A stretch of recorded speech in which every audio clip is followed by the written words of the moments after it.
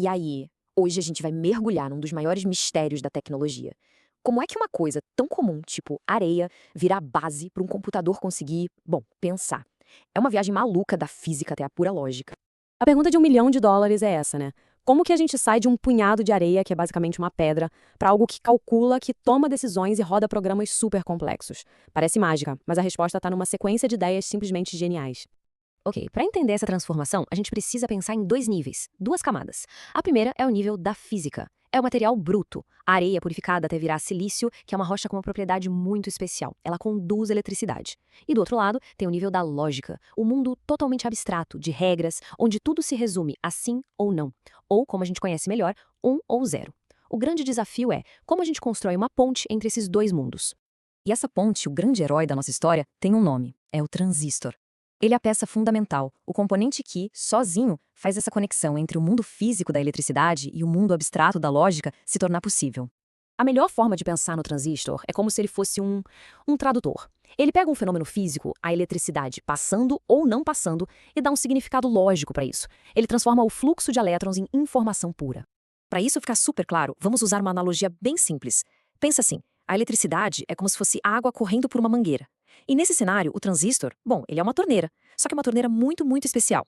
É aqui que a lógica começa a aparecer. Essa nossa torneira especial não tem uma manivela para abrir e fechar. No lugar, ela tem um fiozinho de controle. Se a gente não manda eletricidade para esse fio, a torneira fica fechada, a água não passa. E aí se convencionou o seguinte: essa condição, sem fluxo, a gente vai chamar de zero. Agora, se a gente manda um pulso de eletricidade para aquele mesmo fio de controle, a torneira abre na hora, sozinha. A água começa a fluir. E essa outra condição, com o fluxo, a gente chama de 1. É simples assim, um interruptor automático que traduz um sinal elétrico em 0 ou 1. Então, beleza, um transistor sozinho é só um interruptor. A genialidade mesmo, a grande sacada, aparece quando a gente começa a combinar esses interruptores. É nesse momento que a eletricidade, de repente, parece que começa a tomar decisões. Pensa comigo, uma torneira só abre ou fecha. Mas e se a gente colocar duas delas, uma logo depois da outra, na mesma mangueira? Parece um passo simples, mas as consequências disso são gigantescas. O resultado disso é o que a gente chama de porta lógica. Imagina que lá na ponta da mangueira tem um balão. Ele só vai encher se a água chegar até o final. Bom, se a torneira A e a B estão fechadas, nada de água. Se só a A estiver aberta, a água para na B. Se só a B estiver aberta, a água nem chega nela. O balão só vai encher de um jeito, se a torneira A e a torneira B estiverem abertas ao mesmo tempo. E aqui está o pulo do gato. Com um arranjo físico super simples, a gente acabou de criar uma regra lógica. Não tem mágica nenhuma. É só arquitetura. A gente forçou a eletricidade a se comportar de um jeito que espelha uma decisão lógica. Então, vamos amarrar as pontas aqui. No nível 1, o que está acontecendo de verdade são elétrons passando por caminhos de silício. Mas no nível 2, o que essa estrutura toda representa é uma regra. O resultado só vai ser sim se a condição A e a condição B forem verdadeiras. A física está a serviço da lógica. Bom, se a gente entendeu essa pecinha fundamental, a porta lógica, agora é hora de ampliar a visão. Porque um computador de verdade não tem só duas torneiras, ele tem bilhões delas, formando uma estrutura que é de uma complexidade absurda.